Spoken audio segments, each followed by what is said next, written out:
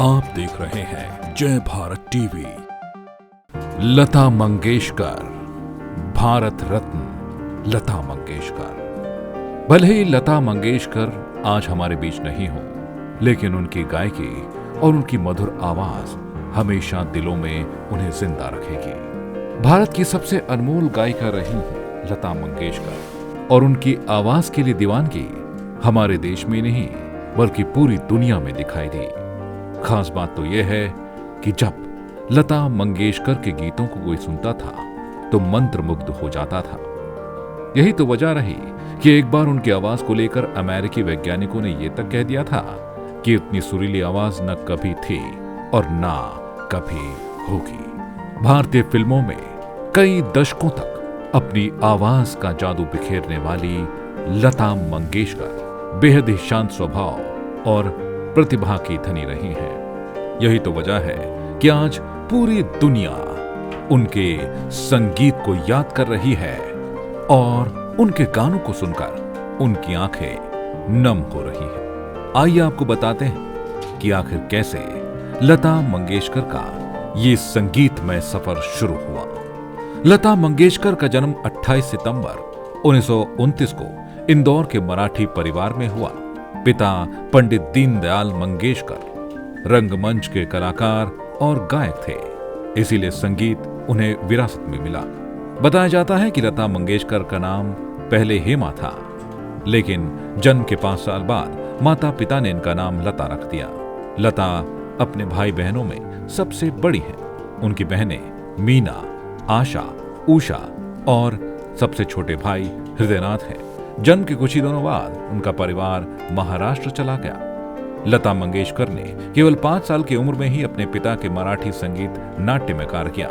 साल 1942 बेहद मुश्किल वक्त रहा, क्योंकि पिता का निधन हो गया। इस दौरान लता मंगेशकर केवल 13 वर्ष की थी। नवयुग चित्रपट फिल्म कंपनी के मालिक और इनके पिता के दोस्त मास्टर विनायक ने इनके परिवार को संभाला और लता मंगेशकर को उनके जीवन में क्या बनना है ये राह दिखाने में मदद की। बताया जाता है कि हिंदी भाषा में पहला गाना उन्होंने माता एक सपूत की दुनिया बदल दे तो मराठी फिल्म गाजा भाव के लिए गाया था, और उसके बाद लता मंगेशकर मुंबई चली गईं। यहां उन्होंने हिंदुस्तानी क्लासिकल म्यूजिक के उस्ताद अमानत अली खान से क्लासिकल संगीत सीखना शुरू कर दिया। लता मंगेशकर ने अपने संगीत के करियर की शुरुआत मराठी फिल्मों से की थी। यही नहीं, उन्होंने हिंदी फिल्मों में छोटे छोटे रोल भी किए और भजन भी गाए, और इस दौरान उनकी मुलाकात वसंत देसाई से हुई। लता मंगेशकर को पहला ब्रेक मजबूर फिल्म में मिला था, और वो भी 1948 में। पहले जहां लता मंगेशकर नूर जहां के स्टाइल में गाना गाया करती थी, लेकिन बाद में उन्होंने अपनी खुद की आवाज को एक अलग लहजे में ढाल दिया। उस वक्त ज्यादातर उर्दू शब्दों का प्रयोग किया जाता था, जिसके लिए लता मंगेशकर ने भी उर्दू की शिक्षा ग्रहण की। लता मंगेशकर का पहला गाना जो हर किसी की जुबान पर था वो आया साल 1949 में, जब उन्होंने फिल्म महल में ये गाना गाया। फिल्म महल में उनका गाना बेहद लोकप्रिय हुआ, और वो गाना था आएगा आने वाला। 1950 वो दौर था जब कई संगीतकारों के साथ लता मंगेशकर ने गाना गाना शुरू कर दिया। ये दौर था नौशाद के गानों का, जिसमें लता मंगेशकर ने बैजू बावरा, मुगले आजम, कोहिनूर जैसी शानदार फिल्मों में अपनी गायकी से हर फिल्म को अमर कर दिया। इसके बाद कारवां आगे बढ़ता रहा। फिल्म आह 1953, श्री 420 साल 1955, चोरी चोरी साल 1956, जिसमें उन्होंने कई गीत गाए। आपको बता दें कि उस दौर के सबसे प्रसिद्ध संगीतकार SD बर्मन लता मंगेशकर को अपनी सबसे अच्छी गायिका मानते थे, इसीलिए उन्होंने अपनी फिल्मों में लता मंगेशकर को मौका दिया। उन्होंने लता मंगेशकर के साथ ही अपनी फिल्में की। उन्होंने फिल्म साजा साल 1951, हाउस नंबर 420 साल 1955 और देवदास साल 1955 जैसी फिल्मों के लिए उनके साथ गाने गाए। इस बीच लता और SD बर्मन के बीच अनबन की खबरें भी आई, जिसके बाद लता मंगेशकर ने साल 1972 के बाद SD बर्मन के साथ कभी भी गाने नहीं गाए। साल 1961 का दौर आया जब उन्होंने भजनों को भी आवाज दी। अल्लाह तेरो नाम, और प्रभु तेरो नाम जैसे भजन गाए।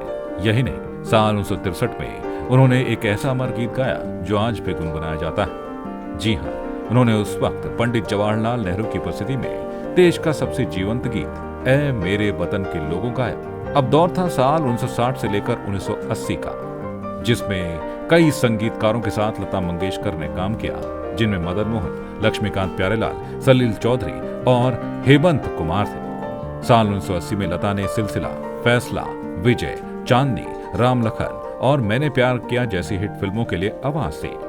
1990 के दशक में उन्होंने आनंद मिलिन, नदीम श्रवण, जतिन ललित, दिलीप समीर सेन, उत्तम सिंह, अनु मलिक, आदेश श्रीवास्तव तथा AR रहमान जैसे संगीतकारों के साथ काम किया और जगजीत सिंह, SP बाला सुब्रमण्यम, उदित नारायण, हरिहरन, कुमार शानू, सुरेश वाडेकर, मोहम्मद अजीज, अभिजीत भट्टाचार्य, रूप कुमार राठौड़ और कई मशहूर गायकों के साथ अपनी आवाज दी। यशराज फिल्म्स के लिए तो मानो लता मंगेशकर की आवाज वरदान साबित हुई, क्योंकि यशराज फिल्म्स के लिए गाया उनका हर गाना हिट साबित हुआ, जिनमें चांदनी, लम्हे, डर, ये दिल लगी, दिल वाले दुल्हनिया ले जाएंगे, दिल तो पागल है, मोहब्बतें, मुझसे दोस्ती करोगे और वीर ज़ारा फिल्म शामिल है। लता मंगेशकर एक ऐसी शख्सियत थी जिन्होंने जब से अपने संगीत की जर्नी शुरू की, उसके बाद उन्हें कई सम्मानों से भी नवाजा गया। जी हाँ, साल 1969 में उन्हें पद्म भूषण, साल 1999 में पद्म विभूषण, साल 1989 में दादा साहब फाल्के अवार्ड, साल 1999 में महाराष्ट्र भूषण अवार्ड, 2001 में भारत रत्न, इसके अलावा 3 राष्ट्रीय फिल्म अवार्ड, 12 बंगाल फिल्म पत्रकार संगठन अवार्ड तथा 1993 में film fair life time achievement पुरस्कार सहित कई अवार्ड मिले। आपको बता दें कि लता मंगेशकर वो शख्सियत हैं जिन्होंने साल 1948 से लेकर साल 1989 तक 30,000 से ज्यादा गाने गाए, जो कि एक रिकॉर्ड है। कुल मिलाकर लता मंगेशकर भारत की एक ऐसी महान विभूति है जो हमेशा हमेशा के लिए दिलों में जिंदा रहेगी। जय भारत टीवी की तरफ से उन्हें भावभीनी श्रद्धांजलि।